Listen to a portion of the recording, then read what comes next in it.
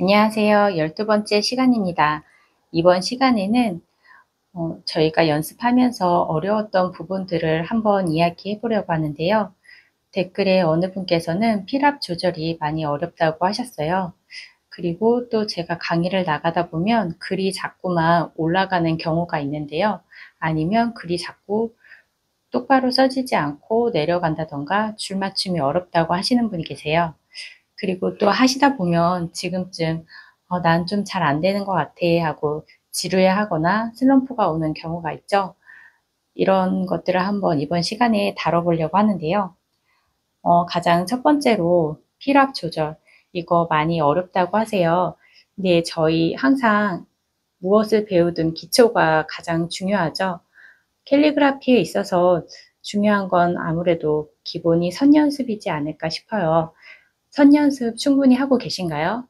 처음에 제일 지루하면서도 많이 또 강조되게 하는 부분이 선 연습인데요. 선 연습이 안 되면 아무것도 이루어질 수 없겠죠.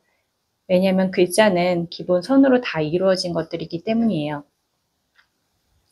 필압 조절이 어렵다고 느끼실 때는 선의 강, 약, 그리고 가로, 세로 선 연습도 하시다 보면 글자의 또 반듯함, 그리고 또 곡선체에 있어서는 곡선의 연습, 곡선에 저희 처음에 연습할 때 강, 약, 강, 약 이런 선 연습들을 먼저 해보시고 글자를 쓰시면 확실히 글 쓰는데 조금 더 자연스럽고 부드러운 느낌이 들 거예요. 저도 글씨가 잘 되지 않을 때는 기초 선 연습부터 먼저 시작을 하고 자음, 모음을 써본 다음에 문장을 완성해 보는 연습을 하고 있어요. 그렇게 기초부터 안 되면 매번 글씨를 쓰기 전에 선 연습을 하시고 시작하는 건 어떨까 하는 생각이 듭니다. 그리고 두 번째로는 글이 자꾸 올라가요 라고 하시는 분이 계세요. 그래서 글이 자꾸 아래 붙여지거나 할 때는 연습하는 방법으로는 줄이 있는 노트도 괜찮고요. 아니면은 무지라고 하시면 여기에다가 줄을 한 줄 그으셔서 연습을 하셔도 돼요.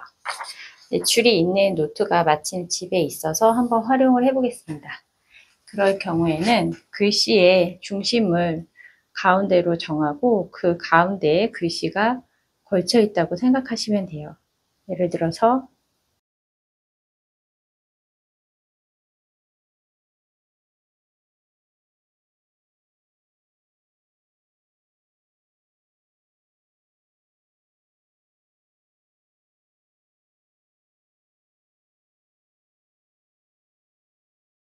글의 중심을 가운데에 놓고 글씨가 빨랫줄에 걸려있듯 가운데 걸려있다고 생각하시면 돼요.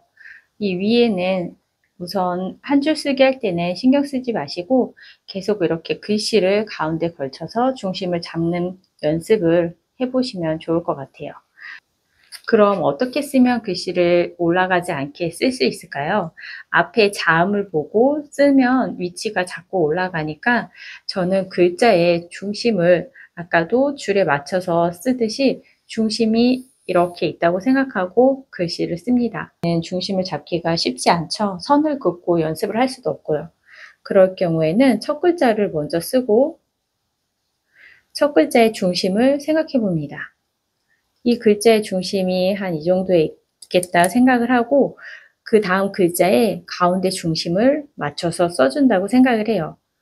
처음에 이 자음의 글씨를 따라서 높이를 이어서 쓰는 게 아니라 글자의 중심을 보는 거예요. 그러면 중심이 이쯤에 왔죠. 글씨 잘, 쓰,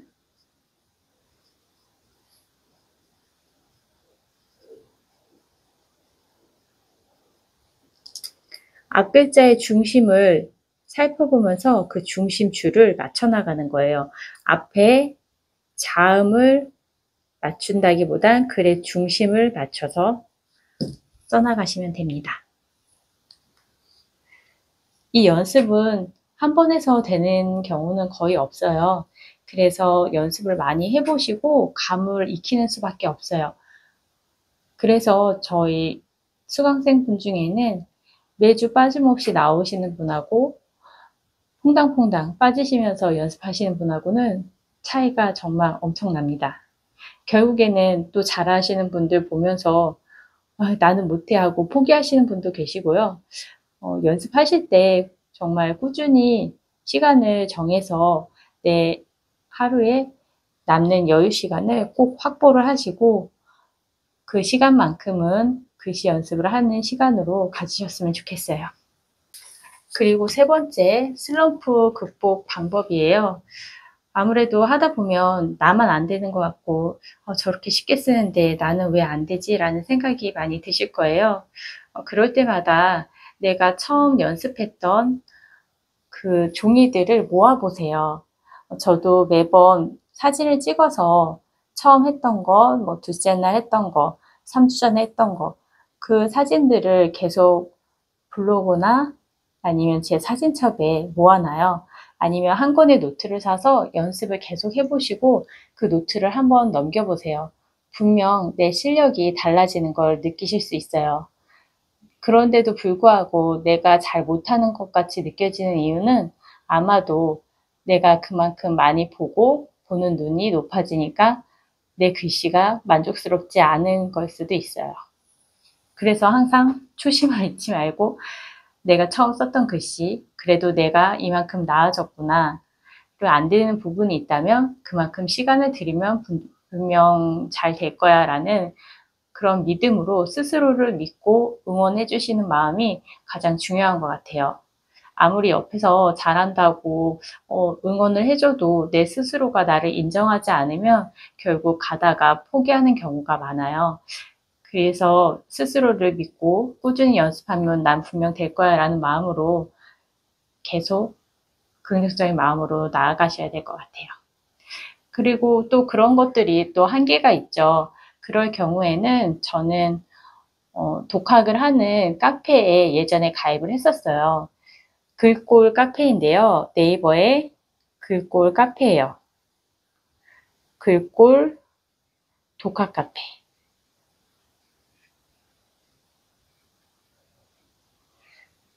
저도 처음에 얼마나 해야 될까요? 저도 할 만큼 했는데 실력이 안 늘어요. 뭐 이런 이야기를 많이 했던 것 같은데요.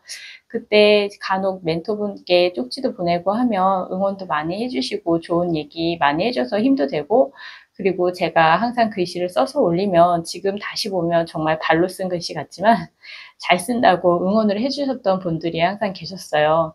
지금 생각해보면 그때는 정말 제가 잘 써서 와 내가 역시 나아지네 라는 생각이 들었는데 사실은 그분들의 그 한마디가 정말 나를 괜찮은 사람으로 느끼게 해주고 그런 댓글들이 정말 큰 위로가 됐던 것 같아요. 이렇게 서로 응원하면서 같이 긍정적인 마음으로 함께 할 수 있는 사람들이 있다면 더 힘이 날 것 같아요. 그리고 캘리그라피에 관심이 없는 가까운 사람보다는 오히려 얼굴도 몰라도 나와 같은 고민을 갖고 있고 관심사를 같이 갖고 있는 분들을 만나면 더 큰 힘이 되는 때가 있더라고요. 그래서 혼자 하시지 마시고 독학을 하시더라도 서로 응원을 할 수 있는 그런 모임을 굳이 오프라인이 아니더라도 온라인으로 충분히 서로 응원하고 내 글씨도 올리고 다른 사람들의 글도 보고 이런 카페도 한번 가입해 보시면 좋을 것 같아요. 그리고 또 인스타나 블로그 여러 온라인 매체들이 있죠. 그런 것들에 활용해서 저도 계속 올렸어요. 사진을 올리고 또 다른 사람들의 피드백도 받아보고 그리고 여러 좋은 글들도 볼수록 또 보는 눈도 많이 키워가는 것 같아요. 근데 또 잘하는 것만 보면 나만 못하네라는 생각도 들 때가 있는데요. 그렇게 생각하지 마시고 그런 마음이 든다면 내가 조금 더 노력해야지 하면 될 거야. 결국엔 난 될 거야 라는 생각으로 꾸준히 즐기셨으면 좋겠어요. 글씨 쓰는 게 재미가 없을 때 어느 분께서 그런 이야기를 하셨어요. 나는 행복하지 않은데 매일 행복하세요 글씨를 쓰니까 전혀 공감되지 않고 오히려 너는 행복하니? 나는 행복한가? 라는 글을 쓰고 계시더라고요. 그리고 표정을 보니까 많이 또 일에 지치신 것 같고 마음이 지치셨던 것 같아요. 그래서 제가 글귀를 휴식이 필요해라고 다음 책원에는 그렇게 했더니 정말 휴식이 필요하다면서 마음에 드는 글귀라면서 즐겁게 수업했던 기억이 있어요. 어, 글을 쓸 때 내가 공감하지 않는데 그 글을 쓰는데 좀 잘 안 써질 때가 있어요. 그래서 내가 지금 마음의 상태가 어떤지 한번 스스로 생각해 보시고 나한테 필요한 위로가 되는 글은 어떤 게 있는지 서점에 가셔서 조용히 책을 한번 찾아보시는 것도 추천드려요. 저는 한동안 집중이 되지 않고 너무 많은 것을 신경 써야 될 때 마음도 분주하고 붓도 쉽게 잡지 않게 되는 날이 있었어요. 그럴 때 많은 도움이 됐던 게 이 책이에요. 그래서 저는 이 책의 글귀를 한번 적어보는 연습도 해보고요. 그 중에 제가 했던 귀여운 서체로 연습했던 글씨입니다. 서체를 바꿔가면서 다양하게 또 적어보기도 했고요. 이렇게 마음에 드는 글귀를 찾아서 계속 그 글을 생각하면서 쓰니까 마음도 더 편안해지고 힐링이 되는 기분이 되더라고요. 그래서 받는 위안도 매우 컸어요. 그 좋은 글귀는 나의 마음 상태와 현재의 상태를 고려해 가면서 찾아보시면 좋을 것 같아요. 그럼 더 즐거운 캘리그라피가 되겠죠? 네, 그럼 다음 강의에서 또 만나 뵐게요. 감사합니다.